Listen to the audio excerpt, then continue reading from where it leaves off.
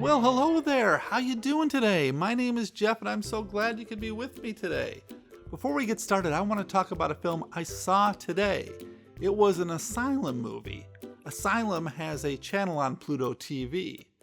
They make a ton of films, disaster films, that are pretty much all the same thing. They're sort of the Hallmark channel of disaster films. Anyway, I saw one today called Airline Disaster, and I thought, isn't that the laziest title you've ever heard before? It sounds like it was a placeholder name, and they always expected someone to come up with something more clever before it was released, and no one ever did, so one went out with that title. I thought it was weird. Anyway, let's talk about what we're going to do today. I'm going to talk about a film that was first shown on Mystery Science Theater 3000 on September 22nd, 1990. It's a 1950 science fiction film called Rocketship XM, starring Lloyd Bridges, Osa Massen, John Emery, Beery Jr, Hugh O'Brian, Morris Ankrum, and others. This was the Mystery Science Theater 3000 episode in which Joel gives Crow and Tom a lecture about the humor of floating objects in science fiction films such as this. What floating objects are funny and what are not. This episode is also where we welcome a new character, TV's Frank, played by the hilarious Frank Conniff. On top of that, Tom Servo has a new voice. He's now played by the remarkable Kevin Murphy. And here's a fun fact, Kevin Murphy was one of the only people who were with the show from its very first episode at KTMA all the way till its last episode on the Science Channel. The most amazing story ever filmed! The screen's first story of man's conquest of space! So now, for those new to this show, while I'm going to talk about a film that was first shown on Mystery Science Theater 3000, I'm more talking about the film and not so much about Joel and the Bots, though there'll be a little of that at the end of the show.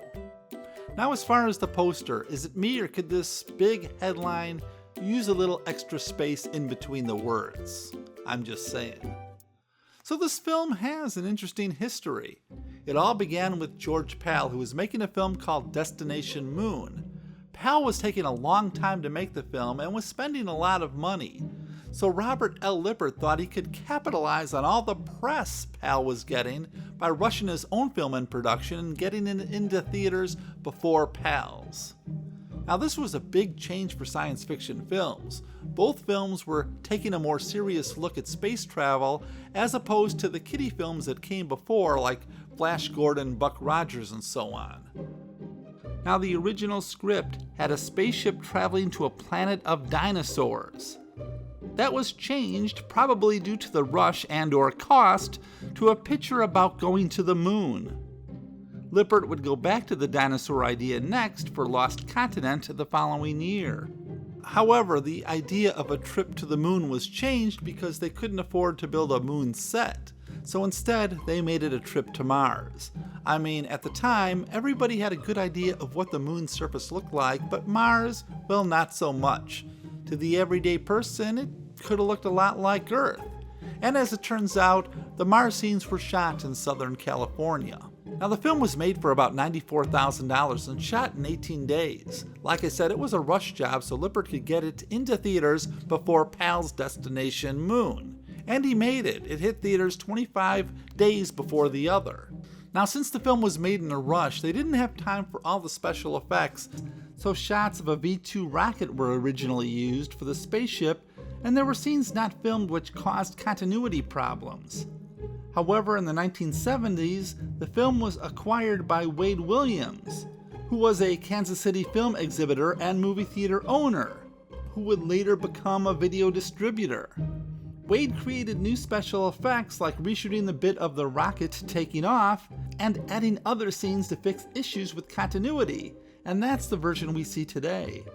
The legend goes that Wade has the original version locked in a vault, and only his version is available. The film was directed by Kurt Neumann. Kurt lived from 1908 to 1958.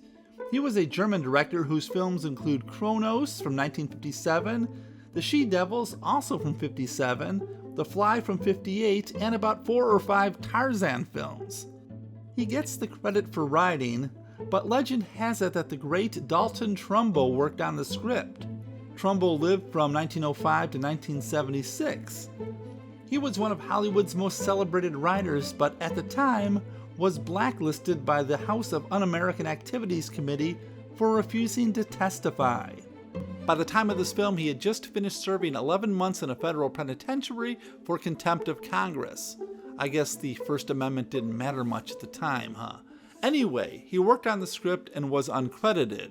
It was only later that he learned that he could keep on writing as long as he didn't use his real name. And it might be Trumbo's influence that the film deals with nuclear devastation and that it had such a bleak ending. Remember, this film was made only 5 years after the atomic bombs were dropped on Japan. Now, what can you say about producer Robert L. Lippert? Lippert lived from 1909 to 1976. At one time, he co-owned a chain of movie theaters, like 139 theaters, both drive-ins and regular theaters. One day he had a thought. Why am I paying these high prices for movie rentals when I could just make my own? And he did just that, starting in 1946. He would go on to produce films like Flight to Nowhere in 1946, Scared to Death in 1947, Queen of the Amazons, also in 1947, Jungle Goddess from 1948, Lost Continent from 1951, The Last Man on Earth from 1964, and The Earth Dies Screaming, also from 1964. In fact, the amount of films that Lippert was responsible for was actually quite remarkable. The star, the hero of the film, is Lloyd Bridges. Lloyd Burnett Bridges Jr. lived from 1913 to 1998. I don't really think I need to talk about Lloyd too much. He was an American film, stage, and television actor who starred in a number of TV series, appeared in more than 150 feature films, and was the father of actors Bo and Jeff Bridges. He is probably most famous for his lungs aching for air in Sea Hunt from 1958 to 1961. And of course, there was Airplane from 1980 and Hot Shots from 1991. Osa Massen plays Dr. Lisa Van Horn. Osa lived from 1914 to 2006. She was a Danish actress who became a naturalized citizen of the United States in 1941. She was in such films as A Woman's Face in 1941, Cry of the Werewolf in 1944, and Outcasts of the City in 1958.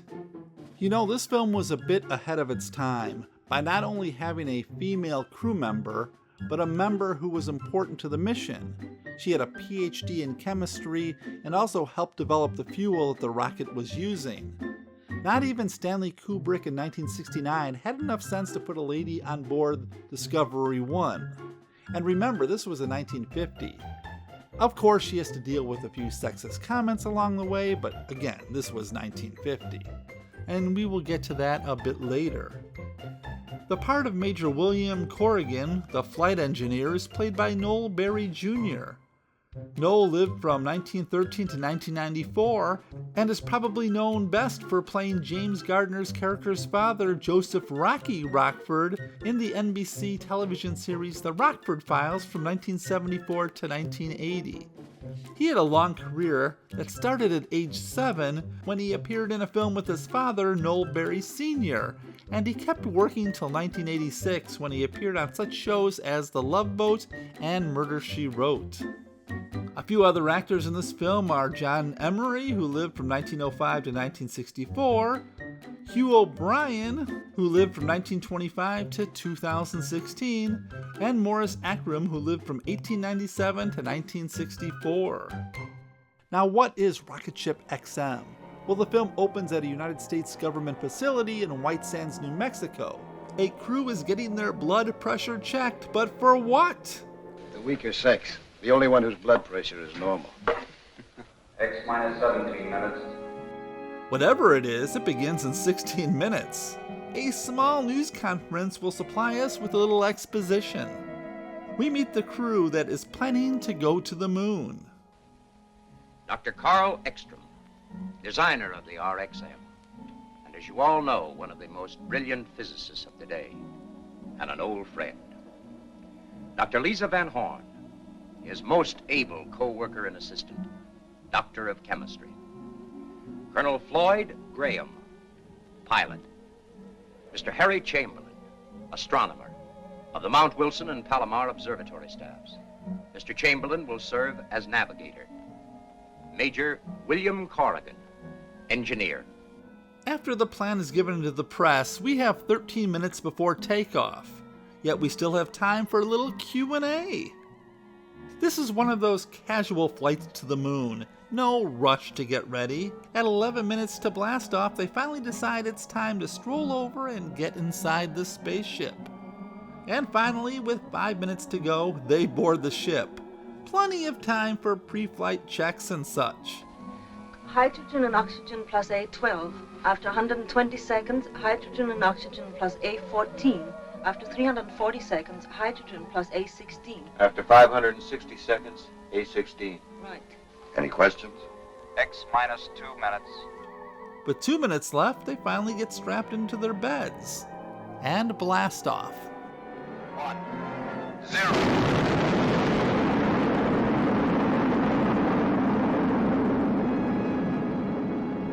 During the flight, the lack of gravity is not a problem. They jettison the tail section, but that almost leads to disaster, and it won't be the last time a decision gets them into trouble. Look out!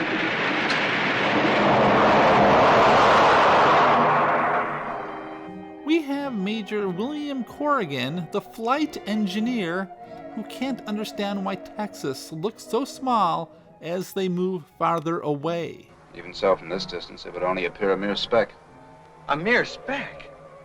Texas a mere speck? Oh, no. Listen, my friend, I'm broad-minded. I've been around people, but don't you ever let any other Texan hear you say that. And he's qualified for this mission? Okay. And the pilot, Colonel Lloyd Graham, doesn't understand weightlessness. It's the funniest sensation. I feel like I'm walking in a cloud, no effort at all. We're getting deeper and into planetary space. Gravity will soon be practically non-existent. Look, we got a stowaway aboard. Hey, whoa. I need you. Good thing the lack of gravity only affects selected items. Perhaps a little more training and education for the flight crew might have been a good idea. I don't know, I'm just guessing. Anyway, the pilot has a question for Dr. Lisa Van Horn. It's not a scientific question, it's a personal question. How does a girl like you get mixed up in a thing like this in the first place? I suppose you think that women should only cook and sew and bear children? Isn't that enough? There's such a thing as going overboard in the other direction, too. Yes, why would any woman want a career? I assumed she was going to tell him off or something, but their conversation is interrupted by a power failure.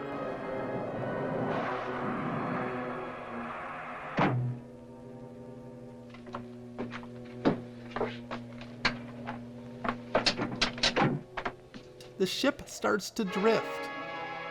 And the lack of gravity is still funny. The selective lack of gravity. And then we go for a long while of them wondering what to do.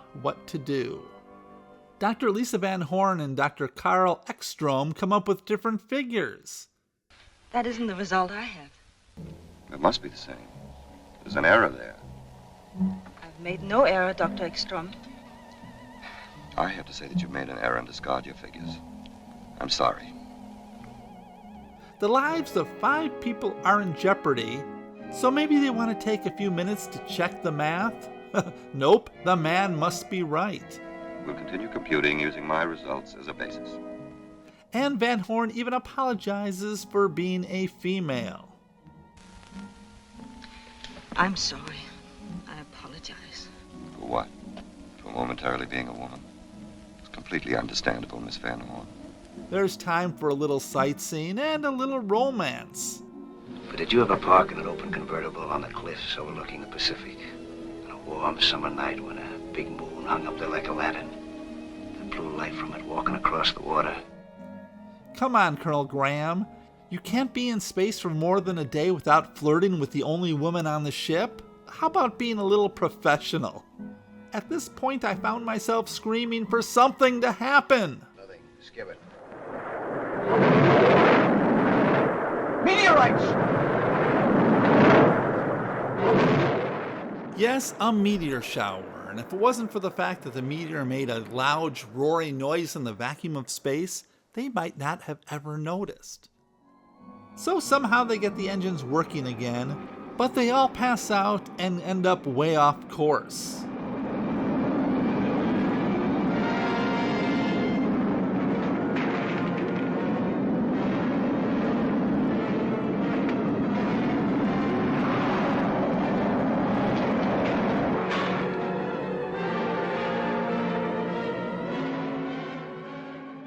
Somehow they ended up next to Mars rather than the moon. They were planning a trip that was just over 250,000 miles, but yet they had enough oxygen, fuel, and food to make it the 140 million miles to Mars. A journey that, in the best case, would take 7 months, depending on where Mars is in relationship to Earth at the time. Utterly unbelievable. No doubt whatsoever. Unmistakable. Mars? What do you know? So to make a long story short, they change their plans and decide to visit the Red Planet. Our 5 heroes walk around in what looks like US military surplus outfits. And for a while, they seem as bored as the audience. Hey kids, this is a Lippert film, so we're going to get a lot of padding in the form of walking. But at least it's not rock climbing, am I right? But eventually they find something. What they discover is a civilization destroyed by nuclear war. Maybe this should be a lesson to us all, right? Thanks, Dalton Trumbo. The mind of man, wherever you encounter it, Earth or Mars, the highest attainments of human intellect, always diverted to self-destruction. But there's something alive here. Maybe primitive humans who are descendants of a lost civilization.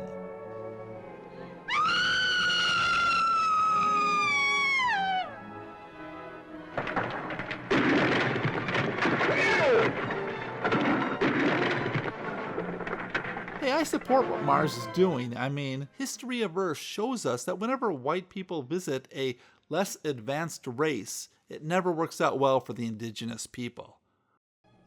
And there has to be at least one casualty, right? Or maybe 2.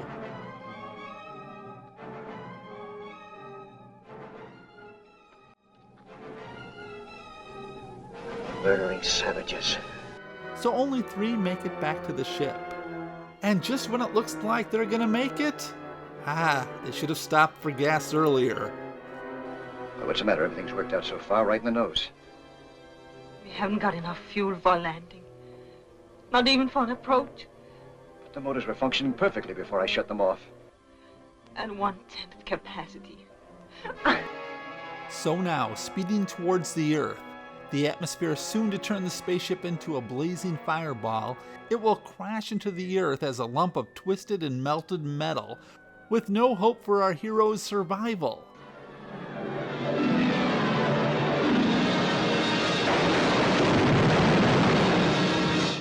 Hey, I told you it was going to be a dark ending. Let's just hope they didn't land on a populated area. No, gentlemen. The flight of the RXM was not a failure. Tomorrow we start construction of RXM-2. And that isn't good news for the inhabitants of Mars.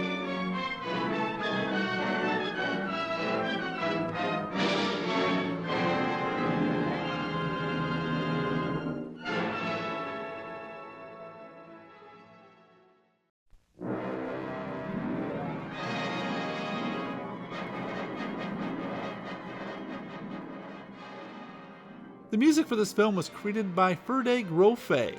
Ferdi lived from 1892 to 1972. He was an American composer, arranger, pianist, and instrumentalist. And since this is a Lippert film, you can count on the use of a theremin.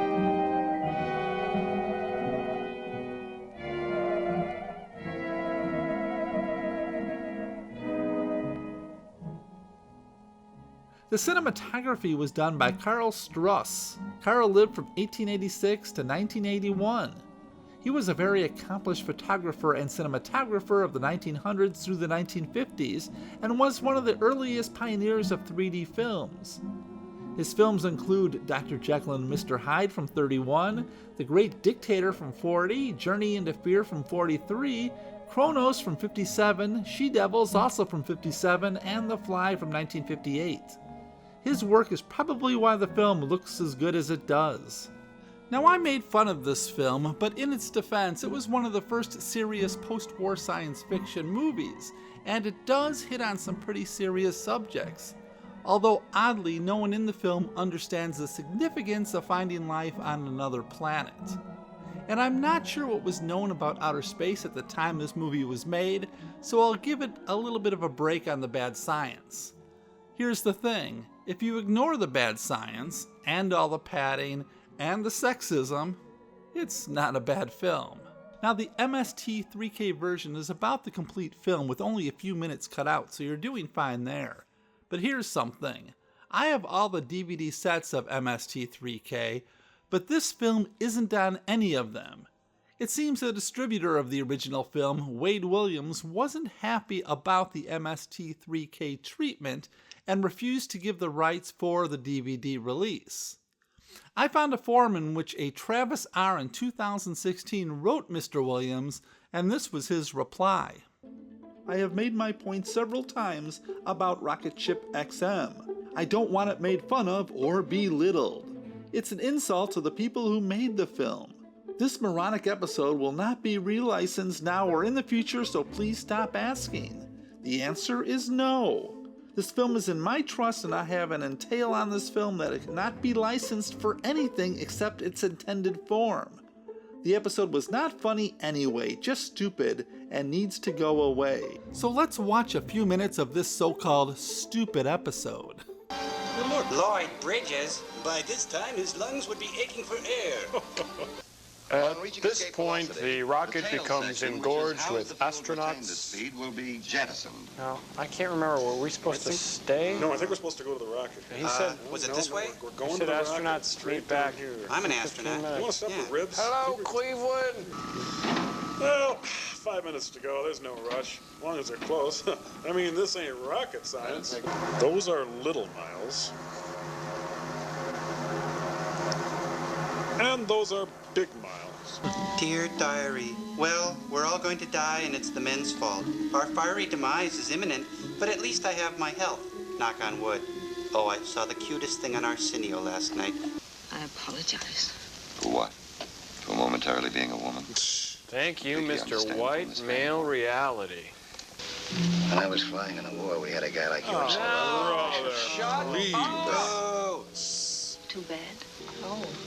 You're immune. no, I'm Lloyd. That's the mune. Just don't need it. We're not getting enough oxygen. My lungs are, well, you know. Bill.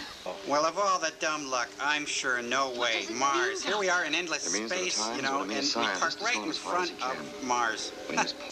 If I ever get back to Texas, I'll know better than to leave again. Oh, shut up. Yes, Ever since we sir. left, all that's been out of you is Texas this and Texas that. Well, listen, Bob, I've been to Texas and it's not all that great. Oh, man. Either I'm high or there's about 50 Martian dudes down there. I brought back a souvenir. Ugh. Come in, BWS. Oh, ick, she's swabbing him with a jockstrap. Can't comfort. Okay, story so far, we got lost, flew to Phoenix, got attacked, we're gonna die. Doom All right, spaceship then. to Earth. Calling Doom BWS. spaceship to Earth. Help!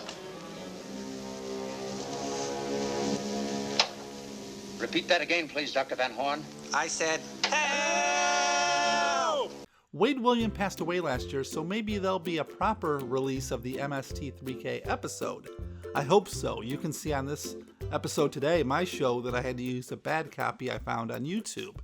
Anyway, quickly, before I say goodbye, I want to thank everybody who joined my Twitter page, or X page. That's so damn stupid, Elon. Anyway, here's the thing. It turns out I have 2 Celluloid Day accounts.